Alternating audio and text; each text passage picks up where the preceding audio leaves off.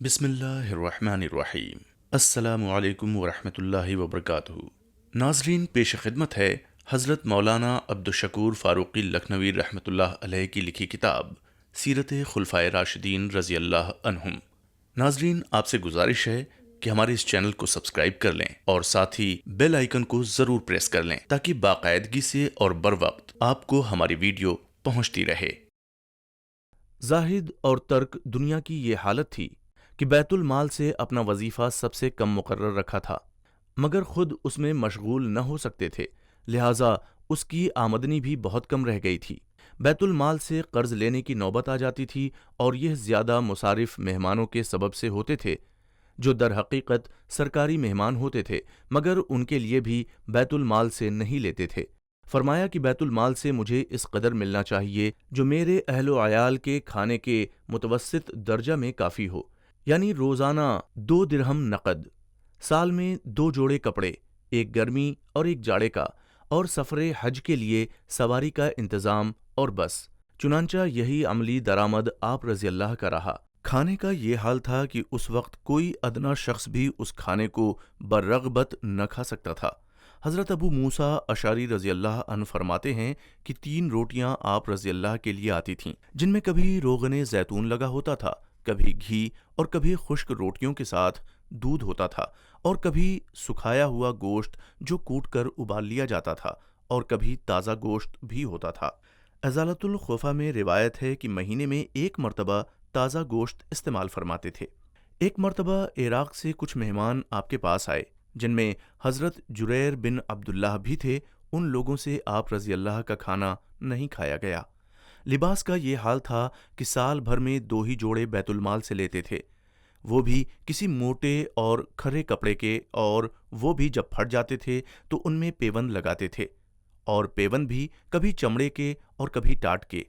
ایک مرتبہ شمار کیا گیا تو کرتے میں دونوں شانوں کے درمیان 4 پیوند تھے۔ حضرت زید بن ثابت رضی اللہ عنہ فرماتے ہیں کہ ایک مرتبہ میں نے 17 پیوند ان کے لباس میں شمار کیے تھے۔ جب ملک شام تشریف لے گئے تو ایسا ہی پیوند دار لباس جسم اقدس پر تھا۔ مسلمانوں نے کہا کہ آج علماء یہود و نصاری آپ رضی اللہ کو دیکھنے آئیں گے، ان کی نظروں میں کیسی سبکی ہوگی اور وہ کیا کہیں گے؟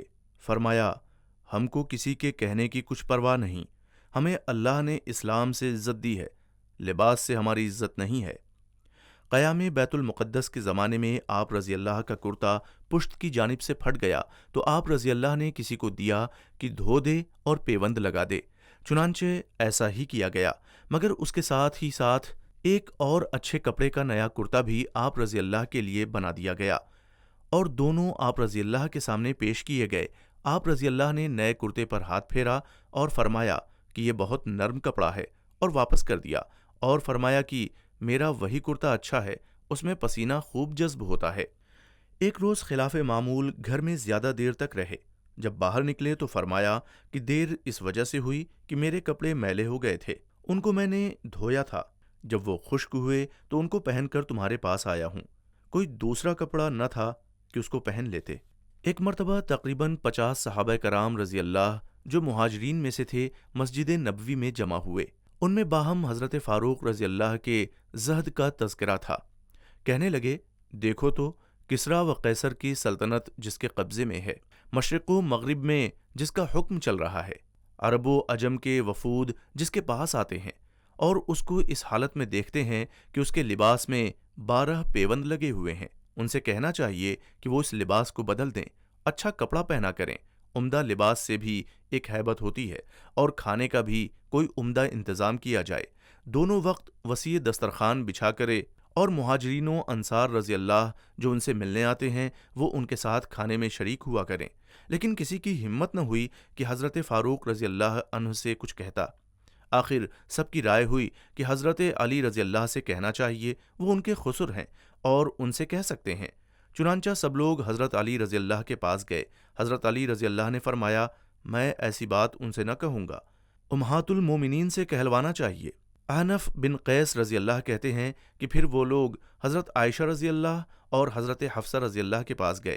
دونوں ایک ہی جگہ مل گئیں۔ حضرت عائشہ رضی اللہ عنہا نے فرمایا، اچھا میں کہوں گی، لیکن حضرت حفصہ رضی اللہ نے کہا کہ وہ مانیں گے نہیں، مگر لوگوں کے اصرار سے دونوں ام المومنین تشریف لے گئیں اور بڑی اچھی تمہید کے ساتھ حضرت فاروق اعظم رضی اللہ سے اس بارے میں گفتگو کی۔ آپ رضی اللہ سن کر رونے لگے اور رسول اللہ صلی اللہ علیہ وسلم کی تنگی معیشت کا ذکر کر کے ان دونوں کو بھی رلایا اور فرمایا، سنو، میرے دو صاحب تھے، میں نے ان کو جس حالت میں دیکھا ہے، اگر میں اس حالت کے خلاف اختیار کروں گا تو پھر مجھ کو ان کا ساتھ نصیب نہیں ہو سکتا۔ یہی حالت حضرت فاروق رضی اللہ عنہ کی اخیر وقت تک رہی، ذرا تغیر نہیں ہونے پایا۔ حضرت عبداللہ بن عمر رضی اللہ عنہما نے ایک روز گوشت میں گھی ڈال کر پکایا، حضرت عمر رضی اللہ نے نہیں کھایا اور فرمایا، گھی علیحدہ کھانے کی چیز ہے اور گوشت علیحدہ۔ میں نے رسول خدا صلی اللہ علیہ وسلم کو دیکھا ہے کہ جب دو کھانے کی چیزیں آپ صلی اللہ علیہ وسلم کے پاس جمع ہو جاتیں تو آپ صلی اللہ علیہ وسلم خیرات کر دیتے تھے۔ تمام زمانے خلافت میں کبھی خیمہ آپ رضی اللہ کے پاس نہیں رہا۔ سفر میں منزل پر پہنچ کر دھوپ یا بارش سے بچنے کے لیے کسی درخت پر چمڑا یا کپڑا آپ رضی اللہ کے لیے تان دیا جاتا تھا۔ جب مال غنیمت کہیں سے آتا تو اپنا بھی سب کے برابر رکھتے۔ ایک روز کا واقعہ ہے کہ مال غنیمت میں چادریں آئیں اور سب کو ایک ایک آپ رضی اللہ نے تقسیم کر دیں۔ اس کے بعد جمعہ کے دن خطبہ پڑھنے کے لیے جو تشریف لے گئے تو انہی چادروں میں سے ایک اوڑھے ہوئے اور ایک کی ازار باندھے ہوئے تھے۔ لوگوں کو معلوم ہو گیا تھا کہ آپ نکتہ چینی سے خوش ہوتے ہیں، لہذا سلمان فارسی رضی اللہ کھڑے ہوئے اور کہنے لگے کہ ہم آپ کا خطبہ نہ سنیں گے۔ آپ نے ہم سب کو تو ایک ایک چادر دی اور خود دو لیں۔ حضرت فاروق اعظم رضی اللہ عنہ یہ سن کر مسکرائے اور فرمایا کہ میں نے اپنی پرانی ازار دھو کر خشک ہونے کو ڈال دی ہے اور ایک چادر میں نے عبداللہ بن عمر رضی اللہ سے مانگ لی ہے۔ حضرت سلمان رضی اللہ بولے، ہاں اب ہم آپ کا خطبہ سنیں گے۔ ایک روز کچھ چادریں آپ نے مدینہ کی عورتوں کو تقسیم کیں۔ ایک چادر بہت عمدہ بچ رہی تھی تو کسی نے کہا کہ امیر المومنین، یہ چادر حضرت علی مرتضیٰ رضی اللہ کی صاحبزادی یعنی ام کلثوم رضی اللہ کو دے دیجئے جو آپ رضی اللہ کے نکاح میں ہیں۔ فرمایا، نہیں، ام سلیت رضی اللہ اس کی زیادہ حقدار ہیں۔ وہ ایک انصاری خاتون اور صحابیہ تھیں۔ وہ غزوہ احد میں ہم لوگوں کے لیے مشک بھر بھر کر پانی لاتی تھیں۔ ایک مرتبہ اور ایسا ہی ہوا تو لوگوں نے رائے دی کہ اپنی بہو صفیہ رضی اللہ بن ابو عبیدہ زوجہ عبداللہ بن عمر کو دے دیجئے۔ اس وقت بھی آپ رضی اللہ نے ایسا ہی فرمایا۔ حضرت ابو موسیٰ اشعری رضی اللہ نے ایک روز بیت المال میں جھاڑو دی تو 1 درہم ملا۔ انہوں نے حضرت فاروق اعظم رضی اللہ کے کسی پوتے کو جو بالکل بچے تھے دے دیا۔ آپ رضی اللہ نے بچے کے ہاتھ میں درہم دیکھا تو بچے سے پوچھا تو انہوں نے کہا کہ مجھے ابو موسیٰ نے دیا ہے۔ اس پر بہت ناخوش ہوئے اور وہ درہم واپس کر کے حضرت ابو موسیٰ سے فرمایا کہ اے ابو موسیٰ، ہمارے گھر سے زیادہ کوئی گھر تم کو ذلیل معلوم نہیں ہوا۔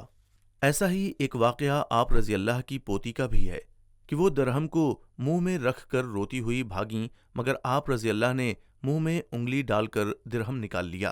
ایک مرتبہ بحرین سے کچھ مشک آ گیا۔ آپ نے فرمایا، کوئی عورت تول دیتی تو میں اس کو تقسیم کر دیتا۔ آپ کی بی بی صاحبہ حضرت عاتکہ رضی اللہ عنہا نے فرمایا کہ میں تول دوں۔ آپ رضی اللہ نے فرمایا، نہیں، وہ تمہارے ہاتھ میں لگے گا، وہی ہاتھ تم اپنی گردن میں لگاؤ گی، نتیجہ یہ ہوگا کہ اور مسلمانوں سے زیادہ تمہارے حصے میں آ جائے گا۔